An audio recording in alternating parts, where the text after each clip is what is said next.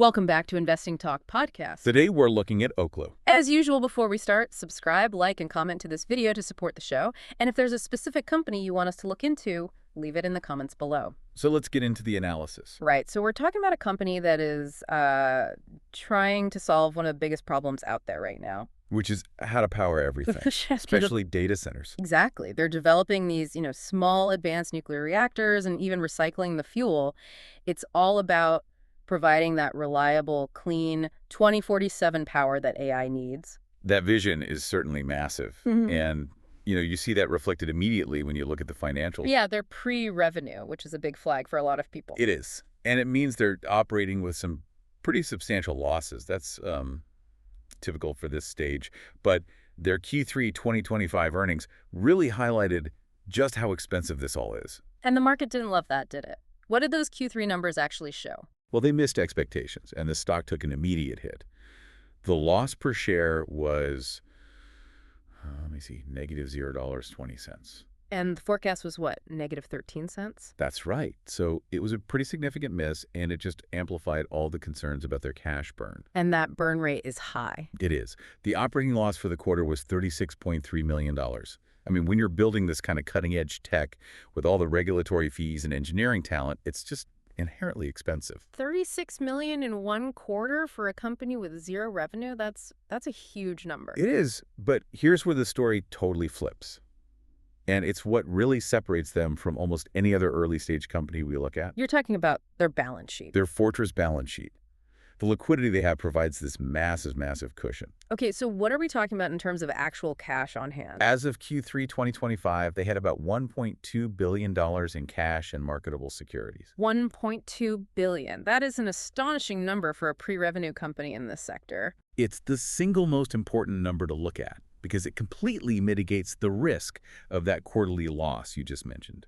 So if we take that burn rate, what does $1.2 billion in the bank actually translate to in terms of, runway? How long can they keep the lights on? Based on their own guidance, that cash gives them a runway of somewhere around 7 to 8 years. 7 to 8 years. That's almost an eternity in the tech world. But I have to be a little skeptical here. Go on. Nuclear projects are, let's be honest, famous for delays and cost overruns. Is a 7-year runway really bulletproof when it comes to nuclear development? That is a completely fair point, and it's why they're not just, sitting on that cash. They know they need more. That money is the foundation, not the finish line. And we saw them preparing for that with their latest filings, right? The ones that point to more dilution. Correct. They filed what's called a shelf registration, which gives them the ability to raise up to $3.5 billion in the future. Which, to an investor, just screams dilution. I mean, the share count is already up 6% in one quarter. It absolutely does mean dilution. But you have to see it from their perspective. This isn't a panic move for cash. It's a strategic one. Exactly. It's them telling the big institutional investors, we're not just trying to survive, we are preparing to build on a massive scale. And they've already shown they can raise money successfully. Which means the big banks are buying into the vision. Precisely. So the money is there. Yeah. Which brings us to the next big question. Are they actually building anything? Let's talk about the progress on the ground. Let's do it. Let's start with the flagship technology, the Aurora reactor. Remind us what that is. So the Aurora is a small, fast-spectrum reactor. And that term, fast spectrum, is really the key. What does that mean in simple terms? It means it uses high-energy neutrons, so it's way more efficient. It can run on recycled fuel and produces a lot less long-lived waste. It's basically designed to be the perfect power source for a big data center or an industrial site. And this isn't just on paper anymore, right? Not at all. They actually broke ground in late October for the first Aurora powerhouse at Idaho National Laboratory. So we're seeing steel in the ground. We are, and that's a crucial milestone for investors. They're targeting it to be operational sometime between late 2027 and early 2028. That feels really aggressive for a first-of-a-kind reactor. How are they planning to hit that timeline? There must be a regulatory angle here. There is, and it's the real game changer. They were selected for 3 projects under a new Department of Energy program. The RPP, the Reactor Pilot Program. Exactly.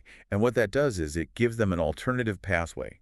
It lets them start construction work sooner, supervised by the DOE, while they continue the longer process with the Nuclear Regulatory Commission, the NRC. Wait, so instead of being stuck in paperwork for years, they get to build and gather data under the DOE, which has tons of experience with these reactors, and then transition to the NRC for commercial operation. You got it. It's a pathway designed to cut through the red tape that has held back the nuclear industry for decades. And is the NRC playing ball? It seems like it. They accepted one of Oklo's key design reports for review in just 15 days. 15 days. What's normal? About double that. So that's, Yeah. that's blazing speed for the NRC. It suggests a real collaboration is happening to get this done. Okay, so regulations are moving. But what about the supply chain? You can't build a reactor if you can't get the parts. They've moved on that, too. They signed a binding contract with Siemens Energy for the whole power conversion system. We're talking the big steam turbine, the generator, all of it. Okay, but isn't signing a contract with a giant like Siemens just, table stakes? Where is the real innovation there? It's not about an innovative turbine. It's about de-risking the project. How so? First, they lock in a critical component early so they don't get hit by supply chain delays.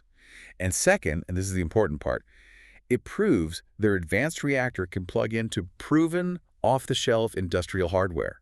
They aren't trying to reinvent everything at once. That makes a lot of sense. Yeah. So moving beyond the reactor itself, it feels like the real competitive advantage, the moat, is actually the fuel. It is.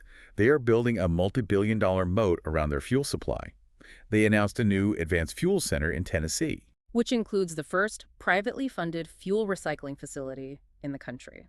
Why is that so important? Because it's about control. Conventional reactors only use a tiny fraction of their fuel. By recycling it, Oklo basically eliminates the need for new enrichment and drastically shrinks the amount of waste. It gives them total independence. But that facility will take years to build. They need fuel sooner than that to get the first reactors online. That's where they have their strategic ace up the sleeve. This is a profound policy shift. You're talking about the surplus plutonium? Exactly. The U.S. government is making up to 20 tons of surplus plutonium available to them. This was material that was just going to be disposed of at a huge cost to taxpayers. I'm trying to wrap my head around this. How does a $20 billion government liability suddenly become a resource for a private company? Because plutonium is incredibly energy dense. They can blend it with natural uranium to create the perfect fuel for their reactors. That 20 tons of plutonium translates to roughly 180 metric tons of Aurora fuel. Which is enough to power how many reactors? Their first dozen or two, easily. It completely solves their near-term fuel problem and lets them skip building a complex enrichment facility for now. It's a massive accelerator. So while they're building these huge reactors, they've also found another way to potentially bring in revenue even sooner. Right, the radioisotope business. Tell me about that. They acquired a company called Atomic Alchemy. It positions them to produce specialized radioisotopes used in defense, medicine, industry. The pilot facility for that is supposed to be running by mid-2026, so that could be an early cash flow stream. And this isn't just a U.S. story. They're getting global backing as well. They are. The strategic partnerships with European companies like Nucleo are critical. In fact, Nucleo plans to invest up to $2 billion to help build out the fuel infrastructure here in the U.S.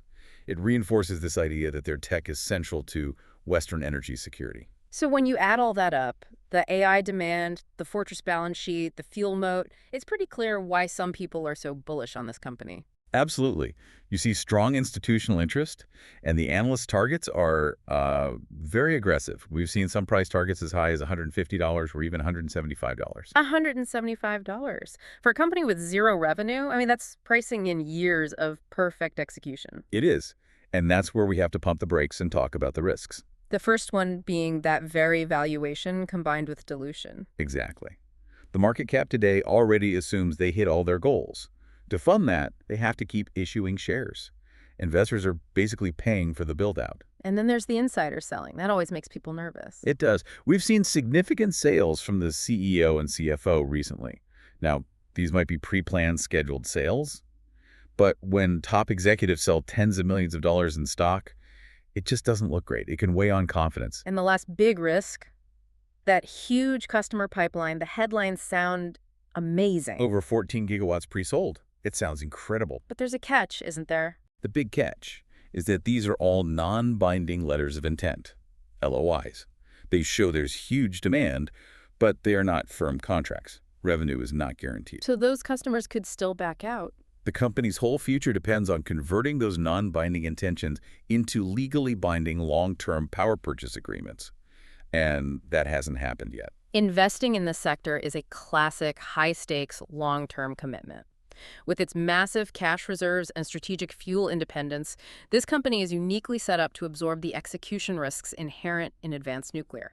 It really is a bet on regulatory execution over the next 3 years. It is. And the key thing to watch will be that conversion from construction progress to binding commercial deals. If you want to continue tracking the progress of this high-growth sector, be sure to subscribe to the podcast for all our future analysis.